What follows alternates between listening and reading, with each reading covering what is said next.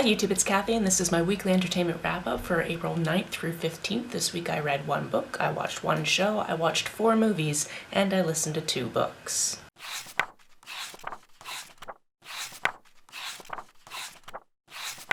Travel update, we are in Prague. Yes, we made it to Prague. If you saw my last video, you know how that was a little bit of a difficulty. And I'm excited to finally be here because so many movies are shot in Prague, especially action movies, and I'll talk about that a little bit later. The book I read this week is Astrid Parker Doesn't Fail. This is the companion novel to Delilah Green Doesn't Care, and at the end of this book I found out we're definitely getting at least a 3rd book, which is Iris Kelly Doesn't Date, and I'm very excited for that. We met Astrid in the first book. She is the stepsister to Delilah, and at this point in her life she is really focusing on her career. She's got this project that's about to start and it needs to go really well for her. She's a designer and she's been hired to redo this inn that's in her small town. What's so special about this is one of her design heroes is actually going to be there because everything is going to be televised. Our other perspective is Jordan. Jordan actually grew up in this house and is now currently a carpenter, and so much is going on in her life right now that she really just also needs this project to go very well. However, these two are definitely going to have differing opinions on how to make this go well. I've absolutely loved everything I've read by this author, and this is no different. I really loved how these characters got off on the wrong foot, figured some things out along the way, some character reveals and some backstory reveals that I did not expect, but were so impactful to the plot and how people were feeling and all of that. I just loved it. The show I watched this week was some more of Comedians in Cars Getting Coffee. I don't know how many episodes we watched, it was probably just a handful. And I think for the most part it was comedians that I hadn't heard of before. And I think I've gotten to the part of the show where it's like, oh yeah, okay, cool, an interesting car, a person I've never heard of, sure, let's see them have a conversation. And it's okay, it's a good thing to just throw on when you don't have anything else to throw on. Why not? First movie we watched this week was Wanted. I've never actually seen this one before this, and when I was looking at my list earlier this week and I went, Wanted, what is that?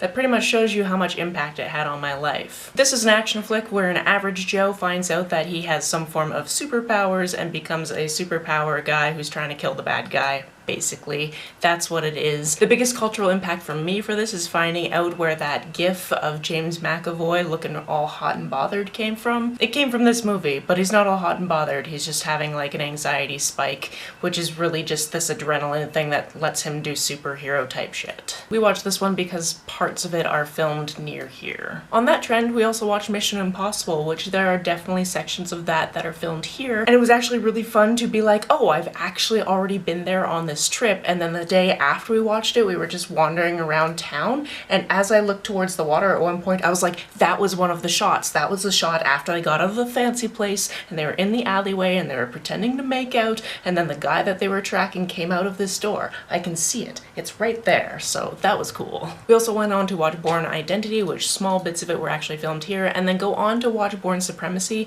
because the only time I've ever watched that film was just after I had gotten back from Russia. I was kind of sick, the movie theater was really hot, so I fell asleep. I don't think I actually watched this movie fully. I just remember vividly waking up long enough to go like, that's Russia, I was there a few days ago, and then go back to sleep. And in my brain, I definitely woke up to see Red Square. However, rewatching this, I did not see Red Square, so I think I just saw this one shot of this other cathedral, because there's this gorgeous cathedral in Red Square, but if you go to Moscow and you go to Russia, you find out those cathedrals are kind of everywhere. And there was this one shot of a cathedral like that, and I think that's what I might have seen. But yeah, I hadn't seen this movie since it came out in 2004. In Supremacy, I don't think anything was shot in Prague. However, in Identity, Prague was used as a stand-in for Vienna, so I actually walked through the park where Jason Bourne like wakes up and those cops are like, hey, you can't sleep here on this bench, and then he kicks their asses. I walked through that park the other day. Onto the books I listened to this week, the first one being Hidden Pictures. This one is super interesting. Our main character is in recovery for drug addiction.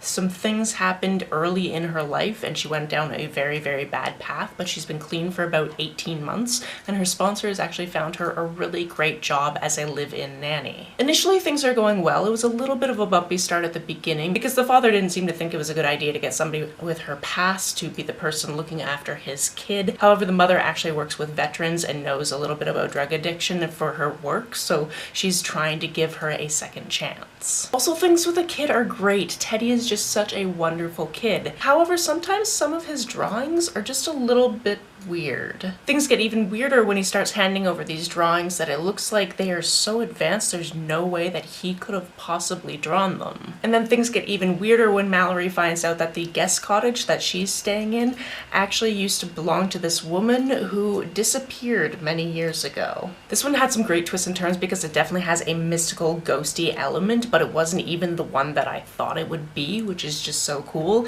And then I did not see all the reveals at the end. The reveals were really interesting to me, and it would be fun to go back and see if I could understand some of the clues along the way if I went through the text a second time. The other audiobook I listened to this week was Even Though I Knew the End. This one was pretty short. It was only about 4 hours, and it was actually my introduction to this author, who I've been meaning to read for a while. This one is kind of a noir book with a little bit of a twist because there's magic involved. Essentially, our main character is, I think, a wizard. I think that's the terminology used for her specifically, and she can do certain spells that are really helpful in this detective business that she's running. She told a client she would go take some photos, and that's all she really had time to do for this job because she had a date with her girlfriend to get to, but then things get a little bit messy. You also come to realize that she thinks she only has a few more days to live, and then you figure out why, and that whole thing is very interesting as well. If you like your murder mystery books with a dash of magical elements, this is definitely an interesting one to pick up. I enjoyed my time with it. That's it for this week. If you've read, watched, or listened to any of these, let me know about it down in the comments below. On the way down to the comments, if you hit that subscribe button, that would be very nice of you.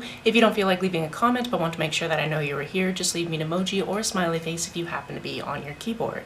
Some people have asked if there's a way to financially support this channel, so I set up a Ko-fi account, which is a digital tipping service. The link for that, as always, is down below. You can like and share this as you see fit, and I will see you very soon. Bye!